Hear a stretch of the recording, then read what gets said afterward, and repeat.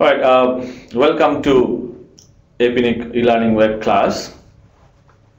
We'll be doing BGP Basic today.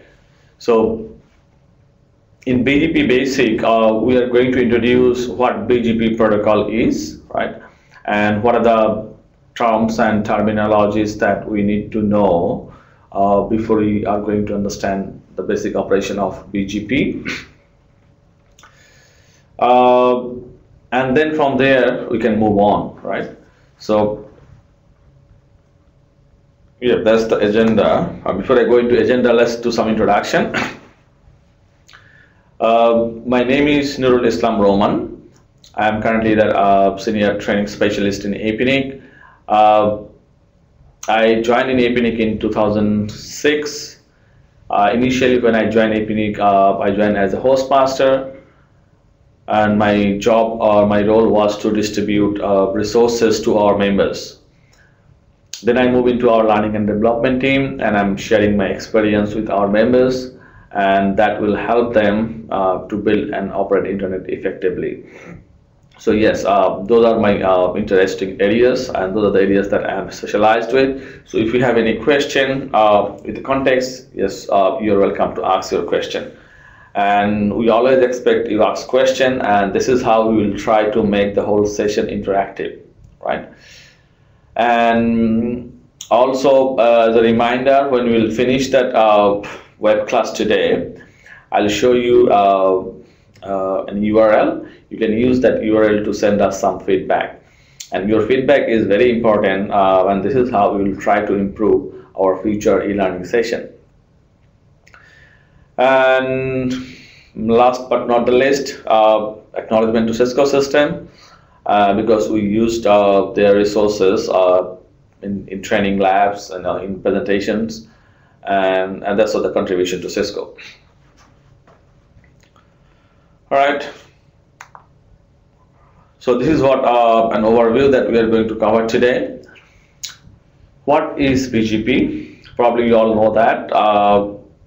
BGP is a border gateway protocol, and then we will be discussing about the BGP features, and then we'll define what is path vector routing protocol, and what are the peering and transits and all sort of things, because those terminologies are very important to understand before you understand BGP. Then we'll try to see the general operation of BGP or border gateway protocol, BGP attributes, and then we'll see how we can insert prefixes into BGP, simply how we can advertise networks into BGP. So those sort of things that we'll be discussing today. BGP, as you know, it stands for Border Gateway Protocol. That sort of protocol that we use to exchange routing information in between two different networks, right? So when you are saying networks, what does that mean by networks? As you know, internet is an interconnection of different networks, right? So for example, if you have your own networks with a collection of equipments, server, routers, switches, and all sort of equipments that you have, and when you build your network, by using a communication protocol, which is TCP/IP in most of the case nowadays. So that protocol, TCP/IP, we actually consider them as a routed protocol, and to route traffic that is generated using TCP/IP communication protocol, we need another protocol in between networks to sort of learn the destinations that we have interconnected into the internet. So for that reason, we need a protocol, and BGP is one kind of protocol that actually help us to learn the networks that we have interconnected and how packet can be forwarded, right? So we'll define further detail, right? So in general, on this slide, BGP is a protocol that is used in between different networks to do routing, okay? And if you see the routing protocol classes, BGP actually belongs to exterior gateway protocol class. If you have attended our basic routing workshop, then we have defined those routing classifications, routing protocol classifications. One of the classification that we have interior gateway routing protocol and exterior gateway routing protocol. Interior gateway routing protocol means the type of protocol that we use within the gateway, within the networks to do routings. So WSPF, ISIs, that belongs to that class, interior gateway routing protocol class. On the other hand, we have got exterior gateway routing protocol. That class of protocol we can use, or we use to do routing in between networks, right? In between two different networks. So that's why we call exterior gateway routing protocol. BGP perfectly fit into that category, exterior gateway routing protocol, to do routing in between networks, right? So BGP is an open standard now, so that is standardized in IETF according to RFC 4271. If you are interested to know more about BGPs, RFC is the sort of main document that standardizes the BGP protocol. So the basic RFC for BGP, or the main RFC, is BGP, that is complemented by some other RFCs around. So when you study BGP, you can see lots of RFCs that we need to refer back. So yeah, there are a number of RFCs that you can see to know more about BGP. So we have some outline few RFC in here. RFC 4276, that will give you an idea how that implementation report of BGP, how you can implement it, and RFC 4277 that describes the operational experience of BGP. So if you need to know more about those, just go and have a look. It's worth. All right, so BGP features. What are the BGP features? As I started this presentation today, as I said, BGP is a path vector routing protocol, right? So this is what a very important feature of BGP. BGP is a path vector routing protocol. What does that path vector routing protocol means? If you see the way networks are connected in the world, especially in internet, there are building blocks. So small networks are all interconnected.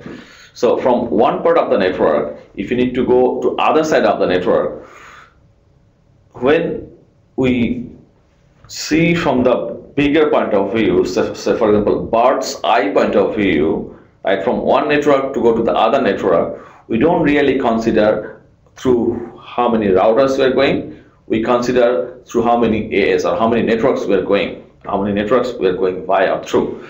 So path vector means from one side of the network to the other side of the internet, if you need to go, how many networks away. So normally we consider them how many AS, autonomous systems. So I will define autonomous systems in my future slide.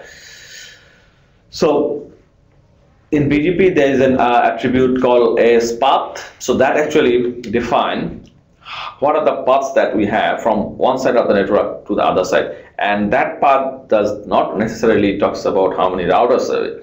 So from one AS to other AS, in the behind or underneath there could be a number of routers, right? But in BGP they just look how many AS away.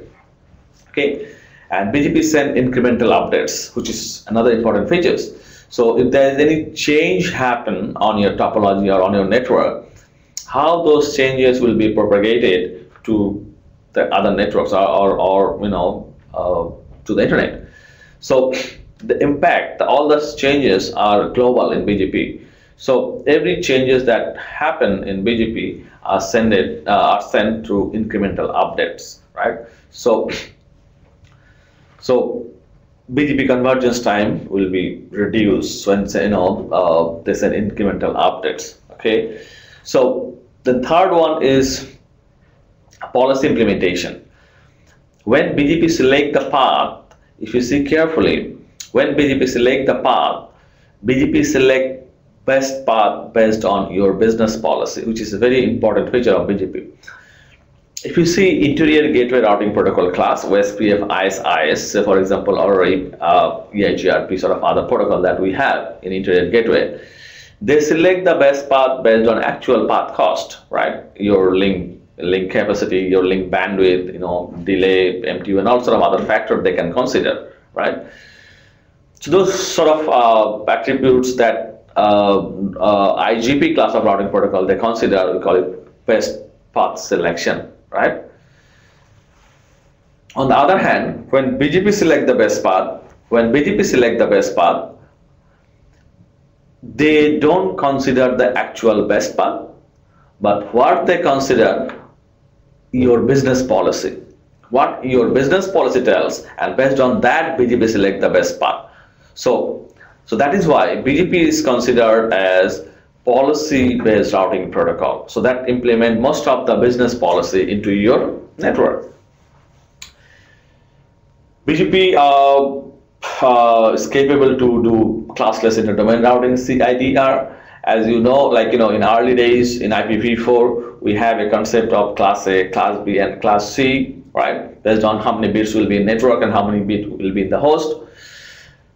But that concept is already obsolete, so we don't use that classful concept anymore. So nowadays we use classless, like CIDR prefixes. CIDR prefix means we easily can work with a /22. We easily can work with a /23 or /24 even, right?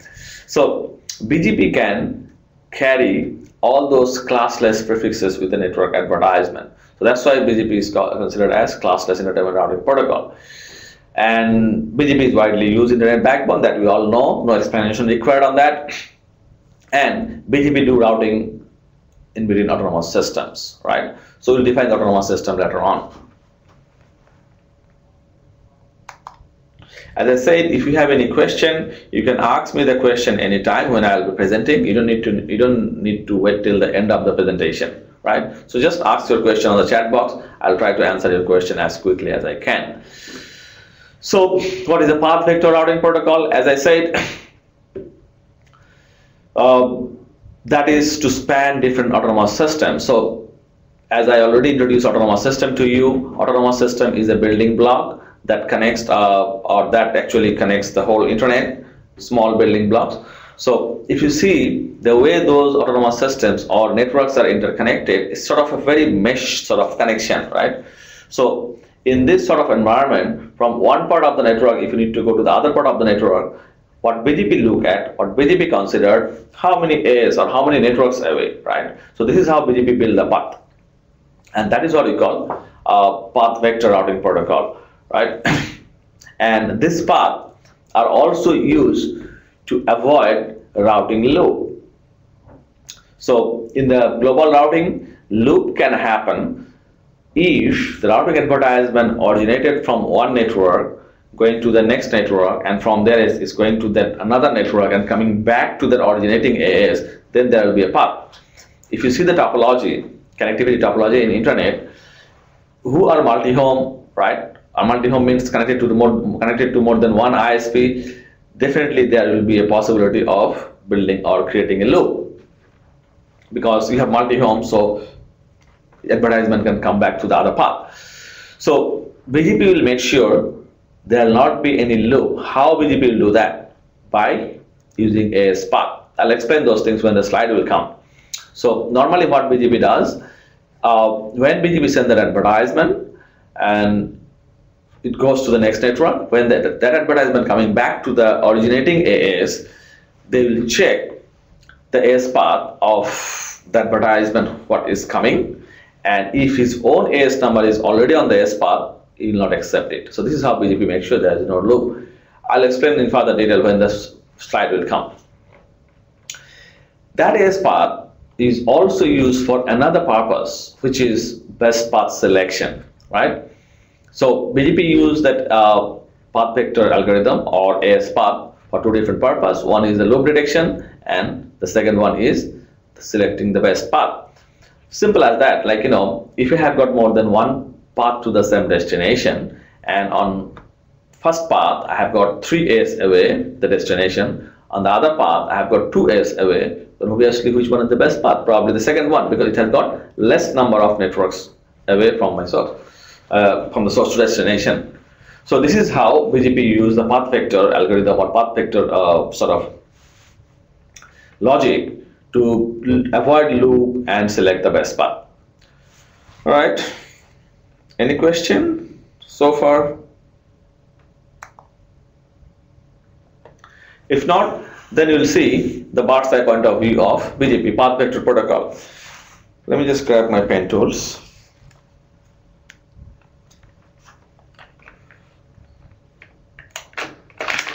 All right.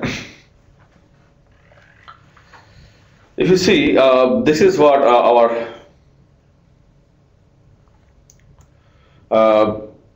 a simplified building block of internet. So for example, we have got one network in here which is AS6461 connected to AS7018 and connected to AS600, right? The same way AS7018 connected to another AS600 connected to another AS, and they're also internally connected. So this is how they build their connectivity topology, right? So if you see from this AS6461, how to go to AS1126, there are a number of paths that you can see. From here, I'll go next AS7018, then 6337, then here, or via this path, or there is another path through this way, right? Or could be through this way as well. How you know there is a path, right? So this path will be built by exchanging routes among those ASs, right? So that we can discuss later on. But as of this slide, path vector protocol is from the source to destination. This is how BGP looks, how many AS away, and this is how BGP build the AS path, right? If you want to see the AS path from 6461, how to go to AS11268, simple as that. To go to that network, my AS path is via 7018, then 6337, then 11268. If you see the path that BGP built, not necessarily BGP consider how many routers away. Even within this AS, there could be hundreds of routers. In this AS, there could be thousands of routers. I don't know, right? But BGP don't consider how many routers are there in the middle. They just consider how many AS I need to jump to, right? So that is how BGP build the path vector algorithm. Some definition that we need to be familiar with: transit, peering, and default. What is transit? Transit means sort of traffic exchanging traffic exchange sort of agreement in between ASs, where that AS can be used to go to the other AS, right? So for example, if I go back to the previous example in here, from AS6461, if I need to go to a network that is on AS6337, how I can go? I don't have a direct connectivity with 6337. Do I have? No, on the topology, I don't have a direct connection with them. But then how I can browse any website that is hosted on this AS, right? Or how I can send any email to someone who is connected to this AS. Obviously, I need to go either via this AS or via this AS, right? So the AS who are sort of allowing me to go through them to other side of the network is considered as a transit, right? So that is what we call transit. And normally, if any organization is providing you transit service to go to or browse any other website, right, there will be some sort of fee agreement. There will be some sort of fees for that. So transit is a sort of a traffic exchange agreement where the network operators, they actually exchange some money, and based on that they allow other side of the network to go other part of the internet, right? So this is what we call transit agreement. Other one is peering. Peering is exchanging routing information and traffics without any cost. What does it mean? It means I'm sending X amount of traffic to my connected network, and the connected network is sending X amount of or Y amount of traffic back to me. So if you calculate the traffic, it's almost equal. So for example, 1 meg or probably 900 kilo, or 100 meg and 110 meg, right? This sort of almost equal traffic. So if you see the almost equal traffic that we are exchanging among ourselves, right? No point of sending money to him and he'll send money back to me. So it's free of cost. So that's what we call peering agreement. So peering is sort of a relationship in between two different operators where they exchange traffic without any fees, right? And peering will be win-win if the amount of traffic is almost equal. That's sort of normal logic. Default. What is default? Default is if you need to go any part, or if you need to browse any website in the world, where you can go only to your upstream, because without going to your upstream you can't go anywhere, right? So that's what we call default. So if you see the concept of default in the routing logic, it means when you are sending any data or traffic to a destination, and for that destination there is no specific match on my routing table. So for example, I am going to browse Google, and for the Google subnet there is no specific match on my routing table, right? Then what my router will do? Discard it, right? So if you have a default routing logic on the router, so that instead of discarding the packet, what the router will do, they'll just pass it to the upstream. That's what we call default. If there is no explicit match on the routing table, they'll pass it to the next router. So that's what we call default. When you are going to operate BGP, default is very, very important as well, because this is how we need to decide, or this is what sort of a design issues we have to select. Should I get full routing table, or should I get partial, or should I get default, right? Default is very easy to manage. Just only one route everywhere, go by this router. That's it. So those are the three definitions that we need to be familiar with when we deal with BGP. So default free zone. So default free zone is sort of a tier 1, the mother ISP in the world, right? Who doesn't carry any default route. So that is what we call default free zone.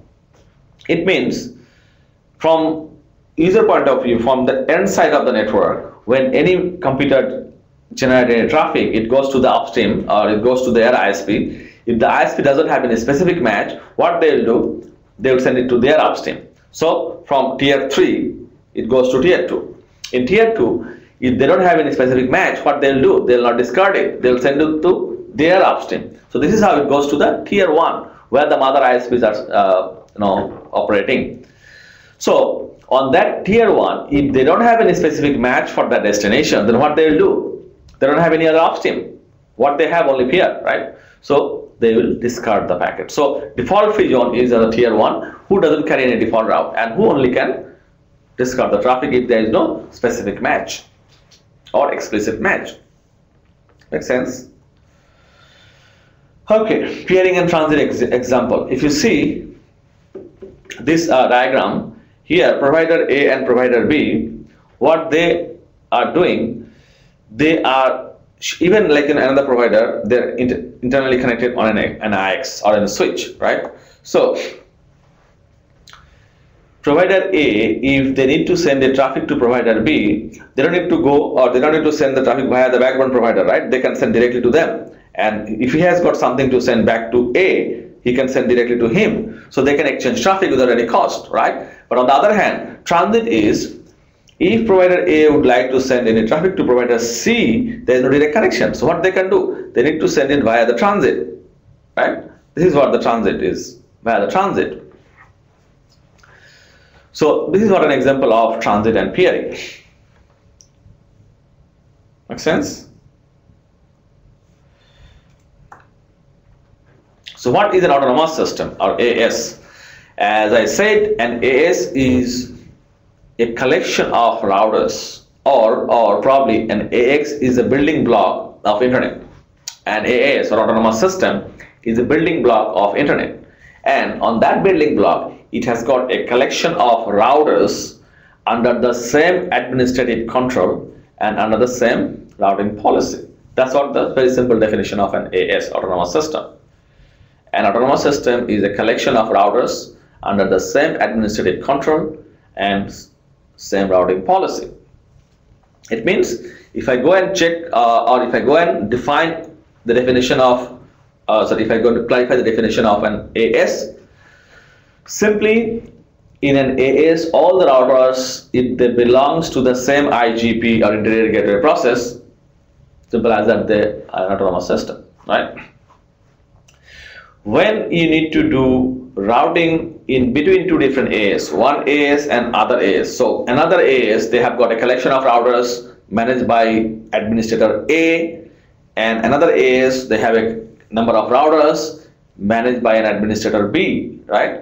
So administrator A doesn't have any control to those router on the other side, and vice versa. So this is how we define two different AS. So when those two different AS need to do routing, what we will do? Are you going to rely on any IGP? Then there is no demarcation in between two different AS in terms of routing policy.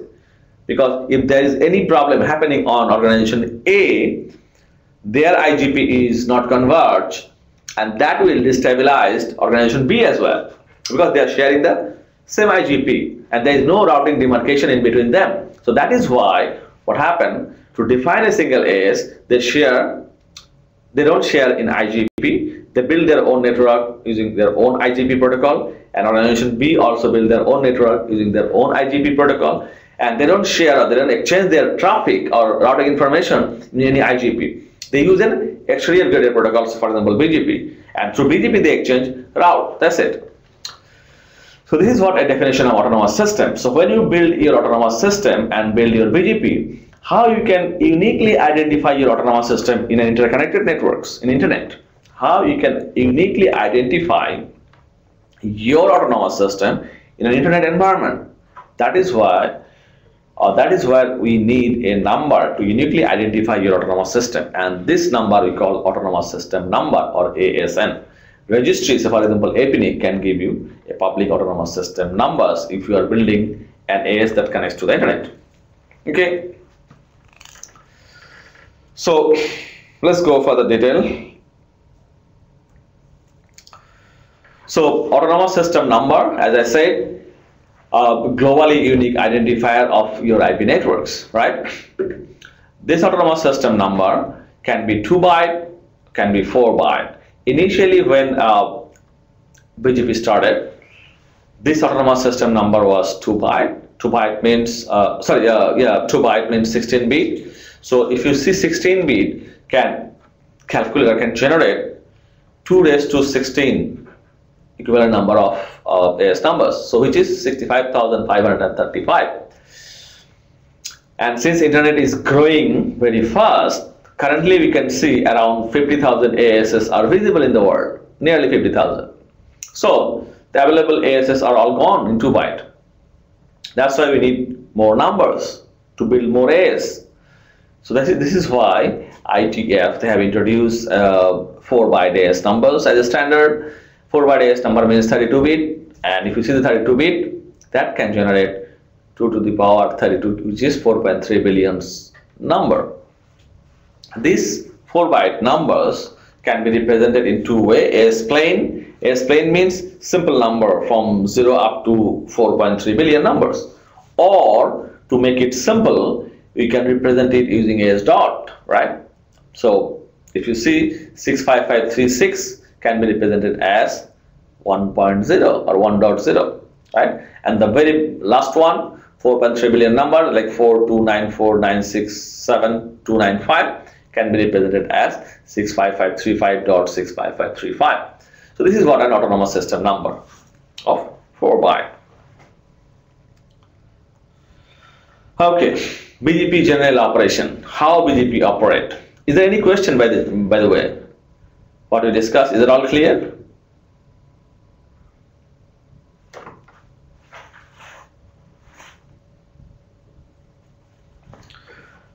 Or if no question, then you can move on. BGP general operation. How BGP operate? BGP learn multiple paths via internal and external BGP speakers. So in BGP, they learn about path from either internal or external speakers, right? Internal speakers means within the network, if you're speaking with your own routers using BGP, that's what we call internal speakers. And if your router is speaking to another external routers in BGP language or BGP routing protocol, we call that external routers. So from those two different sources, internal or external source, BGP can learn their prefixes, right? So when they learn the prefixes, along with the prefixes, they also learn some other things, and those things can be used to select the path. We call BGP attributes, right? So that attributes can easily be manipulated, right? And that reflect your business policy. We can discuss those things later on.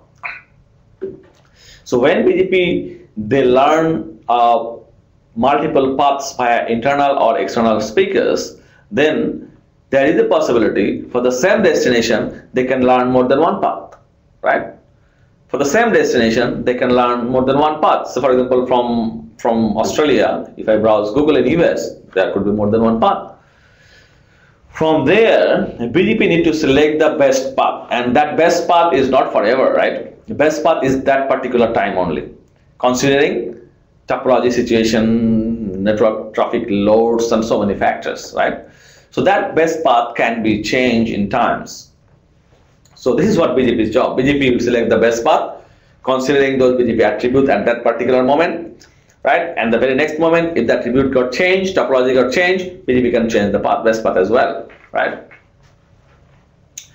And then when BGP, they learn the multiple path from different peers or speakers. From there, they select the best path and they put that best path into their routing table, right?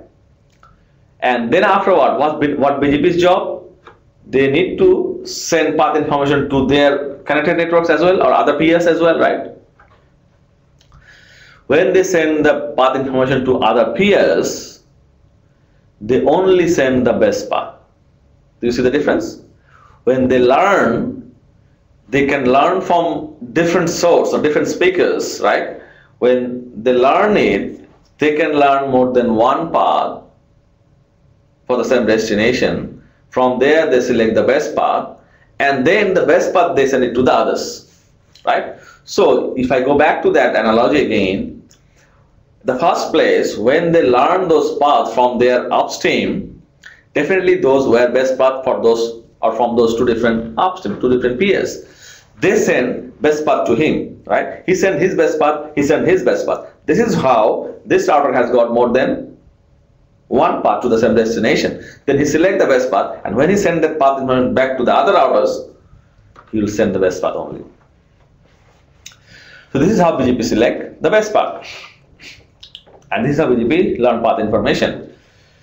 Policies can be applied to influence the best path selection process, right?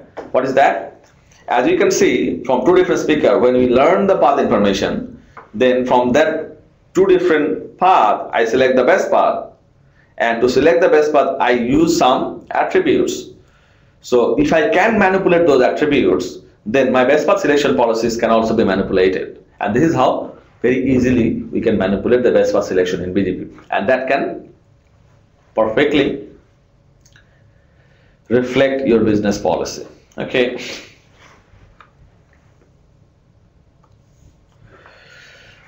All right, so this is what a topology. If we need to explain further detail, BGP, when they talk to their BGP speakers, so for example in this topology, if we need to talk to E or D, they use TCP IP protocol and layer 4 they talks, or they speak in TCP on layer 4. And in TCP, the port number that used for BGP operation is 179. So BGP use TCP port 179 to sort of communicate with the peers. So in your case, if you have any firewall in between two routers, make sure if you have running BGP in between two routers, and if you have firewall in the middle, your port number 179 is allowed on the firewall. Otherwise, those two routers, they cannot speak in BGP, right? We have already defined the path vectors, incremental updates. So in this topology, if you see the peering, that we have peering in here. So when we have a peering in here, A and C, they initiate the session on TCP port number 179. They exchange paths information, and then afterward, they send incremental updates to make sure or to maintain the route. If there's any change happen on the network, a topology change happen, they send that incremental update to the BGP peers. And that can be sent via internal and external BGP peers. So in BGP, there is a concept of internal BGP or external BGP. We'll explain those things later on. So internal BGP is when the routers within the single AS, they are speaking in BGP as well, we call internal BGP, within the single AS. You can ask the question, come on, you told me within internal network we have IGP protocol like OSPF and ISIS to be run, right? And BGP can be run in between two different AS. Then why you are saying again within an AS we'll also run BGP in between routers? Well, there are some situations where we need to do that in the service provider network, especially even in the enterprise network, right? What is that? I'll explain slowly when the slide will come. But from this slide's point of view, why we need to run IBGP whereas we already have OSPF? The reason behind that, in OSPF, what we advertise are infrastructure prefixes. Within our infrastructure, what are the prefixes that we have? And this is how we make sure our next hop are reachable within infrastructure. So when external prefix come, external prefix not necessarily one or two prefix. External prefix can be thousands of prefixes. In global internet, there are 456,000 prefixes nowadays.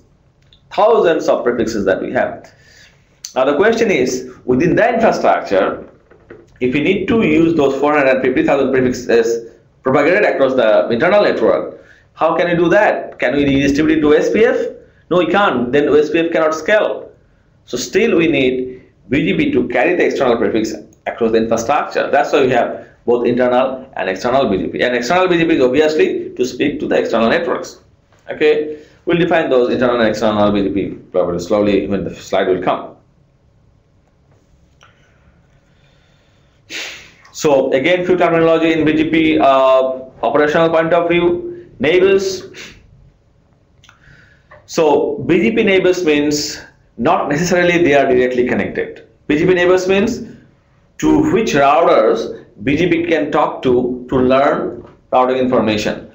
And if you see carefully, to talk to the neighbors to learn routing information, not always those neighbors in BGP need to be directly connected. Whereas in OSPF it has to be directly connected, right? But in BGP, not necessarily it has to be directly connected.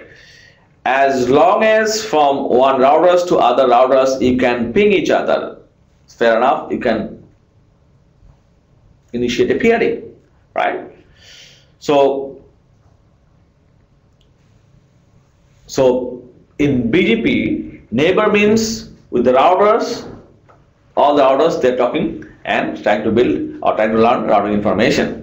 IBGP. IBGP, as I said, internal BGP. I stands for internal.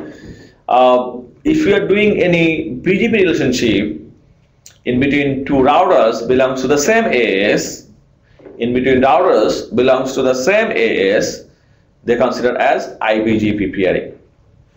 Whereas if you are building BGP peering with two routers that belongs to two different AS, they are EBGP or external BGP. EBGP stands for external BGP, right? Very easy to remember. Internal BGP is IBGP, external BGP is EBGP.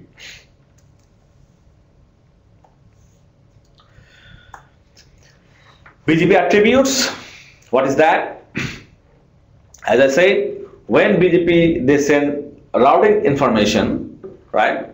Network information through the with the connected or with the neighbors. Along with the network information, they send some attributes, and attributes are very, very important because without attributes, BGP cannot select the best path, and we cannot influence or manipulate the best path selection process. Because in our business situation or in our business case, we need to select best path based on the policy, based on the business requirement, based on SLS, right? So those are the attributes BGP actually send across all the network advertisement. Those attributes are classified into different class, well-known attributes. Some of them are mandatory attributes. Some of them are discretionary attributes. Some of them are optional attributes. So what are the well-known attributes? The well-known attributes must be supported by every BGP implementation. Must be supported or well-known. Supported in a sense, if the attributes comes from upstream, you must either understand it or you include those into your update. Mandatory is you must include, you have to include those attributes into your BGP updates. If you don't, then what happens? It will generate an error condition, just an error message with the PR. No, without this it will not work. For example, origin, AS path, next hop, local pref, all are mandatory attributes. Okay. Then discretionary attributes. Discretionary attributes are some attributes that every router must recognize. It means when the updates comes, you must recognize those, what inside, what is there, right? For example, atomic aggregate attributes. I'm not going into very detail of what is atomic aggregate attributes because we will be doing another session after that talks about BGP attributes. It's just a basic operation, so I'll just go through what are those attributes and classification of attributes. Optional attributes, it means not necessarily has to be supported by all BGP implementation, right? So for example, aggregator, community, MED, those are optionals. It means if any updates come from upstream, if you don't understand, just ignore it, right? But you will not generate any error condition for that. But mandatory, if you don't understand, if you don't have it, it will generate an error condition, BGP peering will be down.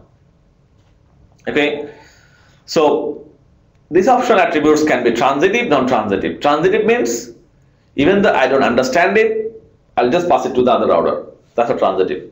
Non-transitive means if I don't understand, I'll discard it. That's what non-transitive. Alright. MED is non-transitive.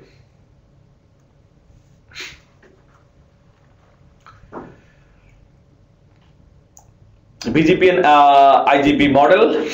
So in ISP network, we can use or we will use BGP, both IBGP, EBGP, and also our IGP protocol. So for example, SPF. So why we need all the protocol together in an ISP environment or big network environment? The reason behind that, BGP actually used to carry external prefixes. External prefixes means when your network is built either from the downstream or from the internet, when prefix come, that prefixes will be propagated across your infrastructure. When I'm saying across your infrastructure is not necessarily only one router. It can be 100 routers, right? So with all those 100 routers, when external network need to be propagated, right? How those will be propagated? Because external network can be thousands of, and as I said, I'm not going to redistribute those into SPF or ISIS. I'll have a problem in scaling. So that's why we created layers. On the first layer, we have only IGP, and IGP carry only the infrastructure routes. So that is what the OSPF job. So one router to other router.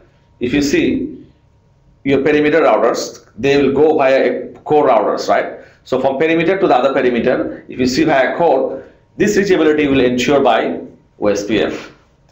And then afterward, external prefixes, when they go across your network, if you're a transit provider, they use your next hop that is reachable via IGP from one perimeter router to the other perimeter router. Okay. So this is what an explanation of how IGP, IBGP, and EBGP can all work together. Okay. Internal BGP or IBGP. Internal BGP or IBGP means BGP pair with the same AS. That's what we call internal BGP or IBGP. Pairing with the same AS. What does it mean? It means I have got 100 routers in my network, right? And all 100 router belongs to the same AS, AS100, right? So if I am building a BGP pairing with router 1 belongs to AS100, with router 2 belongs to AS100. So this sort of pairing will have IBGP pairing, right? So as you can see, to build IBGP pairing, we don't need direct connectivity with the peers. Very important. To build IBGP peering, we don't need direct connectivity with the routers or with the neighbors. As long as I can ping the routers, fine, I'm ready to do the peering. How can I ping without BGP? Because OSPF is running underneath. OSPF will ensure I can ping the other router. So as long as I can ping, then I can use BGP or IBGP peering, right? When I can build the IBGP peering, then what is the benefit? On that router, when I collect external prefix, I can send it to him directly, or he can, or when he will collect external prefix, he can send me directly, right? And when they will send me directly, then who will be the next stop? That perimeter router will be next stop. And when the packet will be forwarded, right? When the packet will be forwarded, the packet will be sent to the next hop, and next hop reachability will be ensured by the OSPF or IGP. Make sense? Okay. IBGP peer, the requirement need to be fully meshed. So within your network, if you have 100 routers, all the IBGP peers, they need to be fully meshed. So you need, say, like if you have 10 routers, so every routers we need to have peer with all other routers. So many peering need to be managed. That's what we call IBGP full mesh peering requirement. Why IBGP do that? Because this is how we call it split horizon rule in IBGP, and they'll try to make sure there is no black hole route. All right, so very important to have IBGP peering. We don't need a direct connectivity, but IBGP peering need full mesh connectivity. Here's an example. Topology independent. From A to B, we can easily add BGP peering as long as we can ping via OSPF. Right? In IBGP, since we don't need direct physical connectivity, to make sure the IBGP peer is reachable, we normally use loopback, which is a virtual interface to initiate IBGP peering. What is the advantage of that? Say for example, router A and C, right? If we use loopback to identify those routers, then from this router to connect to this router, not necessarily I need to go via this link. I can also go via this link. If I use WAN link, point-to-point link as a peer, then if the link is down, then my peering is down. Whereas on the other hand, I have another path, but since I have hard-coded my next hop using WAN address, so I can't reach, even though I have a path. So to solve it very cleverly, what we can do, we can have a loopback address as the BGP peer address. So when we have the loopback address, loopback will never go down, right? So loopback reachability will be ensured via ISIS or OSPF, right? If this link is down, still my loopback is reachable via this link. Still my BGP peer is up. So that is why the best rule, thumb rule is IBGP peering will do with loopback address. IBGP peering will do with the loopback address. Constructing the forwarding table. How forwarding table will be constructed? As I said, when the BGP peering is up, BGP has got in process and out process. In the in process, it will collect those route from the peers. When it collects the route from the peers, obviously the best route coming from peer A, best route coming from peer B, but for the same destination probably. So this is how on this router it has got more than one path to the same destination, and those path as obviously best path from their peers, right? So those comes to the in process. So when this comes to the in process, if you need to have a control, you can have an in filter, right? So if you have an in filter, you'll check on the filter, and this is how prefix will come. Then you select the best path. When best paths are flagged, all right, I have got two paths, and this is what the best path at that particular moment based on that attributes, right? Then on the out process, the best path will go to the out process to send it to the peers or the peers. And then also best paths are stored in the routing table. So the best path in the routing table are then installed into the FIP table or forwarding table. So if the prefix and prefix lengths are equal, then lowest protocol distance based on the attributes that we have. That we will discuss for the second session, not in this session. Make sense? This is what sort of a graphical view of in process and out process. Through in process, it collects outs, right? Comes everything from the upstream. It means obviously the best path. Then if you have a filter, it will be discarded or accepted. It goes to the BGP table. From BGP table, the best path goes to the routing table, and then forwarding table, and best path goes to the out process as well. That's how BGP works. Simple, right? You see the control. I can have a control in here in process. Either I discard it. Even out process, I have a control in here. What I send to the upstream. So if you see the control in filter, I can control what I'm getting in. In out filter, I have a control what I am sending out. Okay.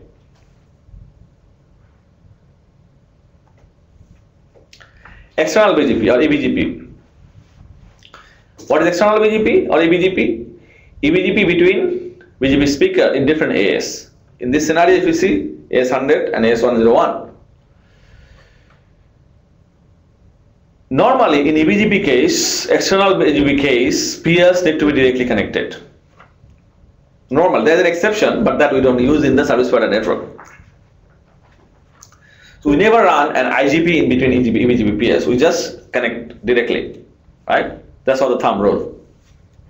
There is an eBGP multi-hop, but that we don't use in the service provider network.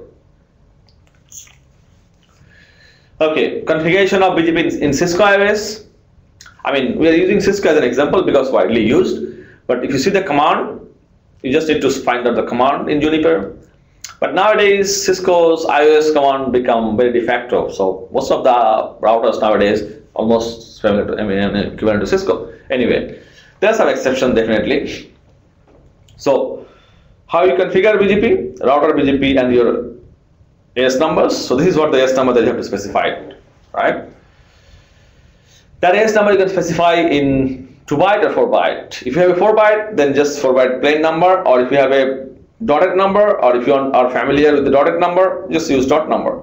And what you do in the BGP mode, you configure BGP as notation dot. That's it. Then you add your peer, external BGP peers. How you add external BGP peers? So for router A on one side, interface, your interface ID that connects to the upstream, BGP 100, your network advertisement, your network and mask, then your neighbor statement. This is what your neighbor, which is the point-to-point address on the other side. Your side is 2, their side is 1. So the remote side you use as the peer ID. Remote AS is 101. Your AS is 100 and this AS is 101. BGP will automatically identify it as eBGP. Then if you have another sort of control, so prefix filter or route filter, just use it in and out direction, right? So that's what the configuration on router A. Same way on the other side routers B or C, what is the configuration? Their address is 10.1 and our address was 10.2, right? So their AS is 101, our AS is 100. So what they will do, they will advertise their prefix and then they will add our router A as a peer address and our AS number 100, 100. So those are eBGP peer. And also in their side they have a filter, in filter or out filter. Make sense?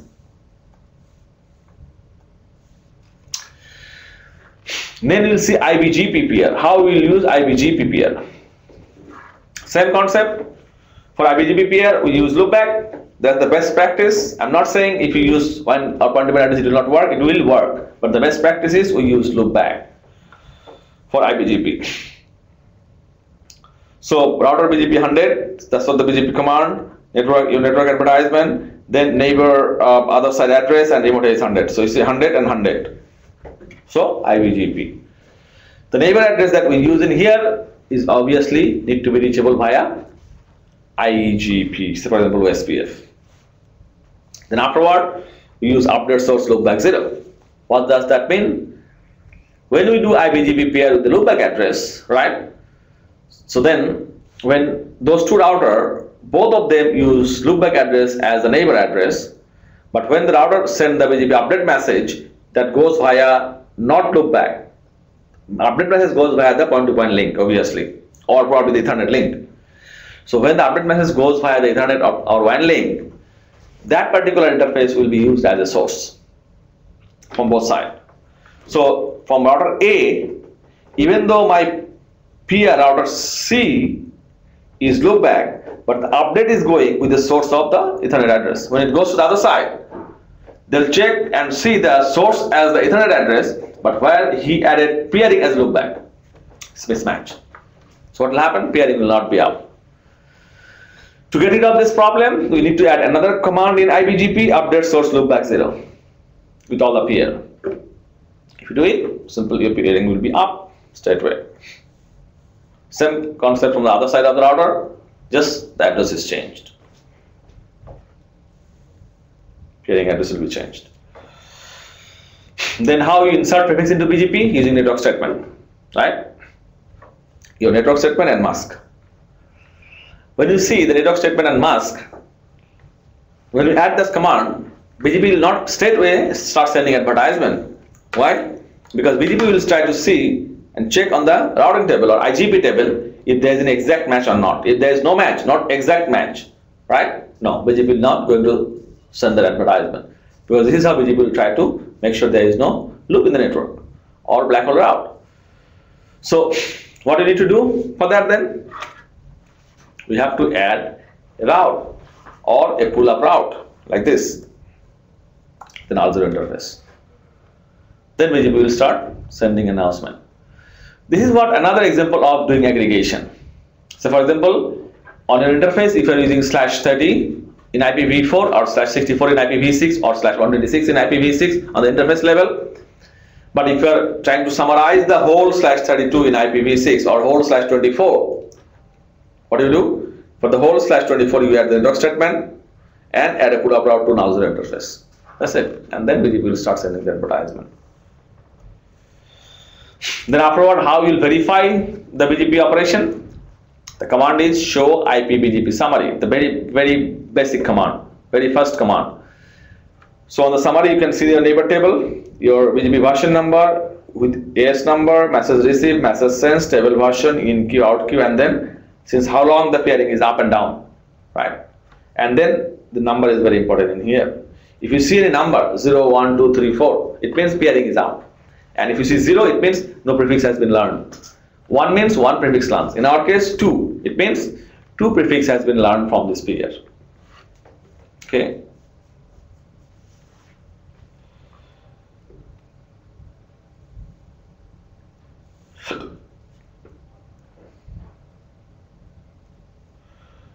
Then how we can see the BGP table? There is what BGP table, not the routing table. BGP table show IP BGP. And if you see show IP BGP, then you will see all the routes in here. And in this BGP table, you can see optimal as well as suboptimal routes. Optimal as well as suboptimal routes. And the routes with the greater than sign are the best path. Or the path with the greater than sign are the best path. Then we will see some attributes. Those are the attributes that we have in default in here that you can change if you need to manipulate the BGP path selection process. We'll explain those attributes probably in the second session that we will have after 1 hour. But this is how we'll see the summary table. In BGP summary table, this is how we can see what are the prefixes BGP has learned and what are the attributes are there. Okay. Is there any question? We are at the end of the presentation today.